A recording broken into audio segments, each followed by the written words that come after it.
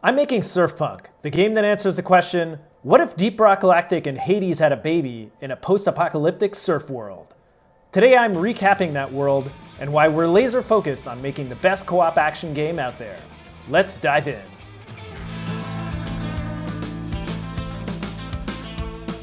Alright, so what is Surfpunk exactly?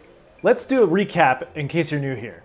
In Surfpunk, humans cling to survival as rising seas have swallowed most of the world, while an ink-like hive entity known as the Sumi corrupts most of the land that remains. In this vibrant post-collapse world, you play as raiders, pirate-like surfers who eke out a living by braving the Sumi swarms and scavenging the ruins of an advanced civilization from before the Great Flood. But raiders are more than just scavengers. They're kind of like these bounty hunters who take on contracts from the Raiders Guild to hunt for rare materials, treasures, artifacts, and of course Everest, which is this super powerful energy source that fuels their way of life.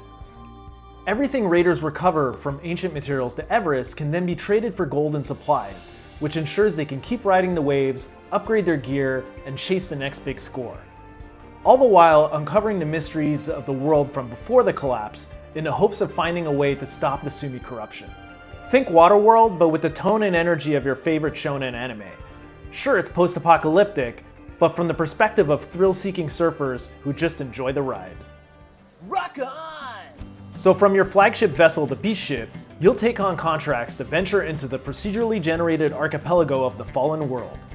There you'll scout islands, fight swarms of monsters, forage materials to craft tools and utilities, Right here. complete optional challenges, scavenge loot,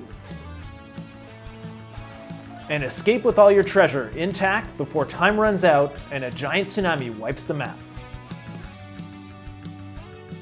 Then back on the Beast Ship, your crew will help you craft new gear, unlock bodacious outfits, and prepare for your next expedition. The game is built co-op first, so you'll have to work as a team to be as efficient as possible in your runs. But we will of course allow single player as well. Probably with our little otter rabbit mascots as bot companions to help you out when your friends are offline. The truth is, although we started out development on Surfpunk wanting to push the boundaries of what makes a roguelike, we ended up getting rid of the very thing that makes roguelikes roguelikes, the death loop. So while I think there's a lot to love about action roguelikes, I don't feel like the world needs yet another take on one of them. So instead, with Surfpunk, we're really focused on making the best action co-op experience for up to 4 players. This means we're prioritizing things like short session lengths of around 20 minutes, but with options for longer quests if you want to commit to something chunkier. Jump in, jump out capability, allowing your friends to join you midway through a run.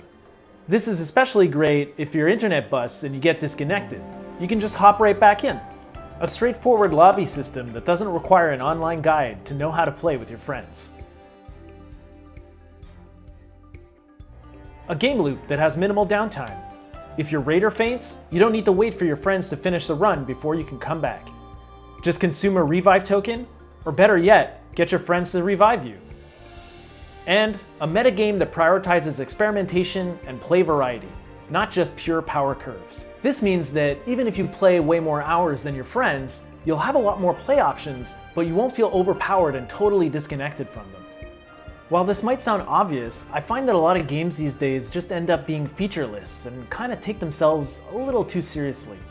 They lack that charm and gamey fun that just used to be a given. With Surfpunk, jokes and shenanigans are an integral part of the experience. It's still got tight action and satisfying progression, but it's also a game about just messing around with your I got buddies. 10 seconds to get on it, apparently. Oh my god, I'm running it away from No, I got 3 seconds. And at the end of the day, whether you fail or succeed, it doesn't really matter because you've had such a great time with your friends along the way. With that said, let's take a look at some playtest highlights. Thanks for watching, and catch you next time. explosive barrel. I'm at this sick. Oh, Tony.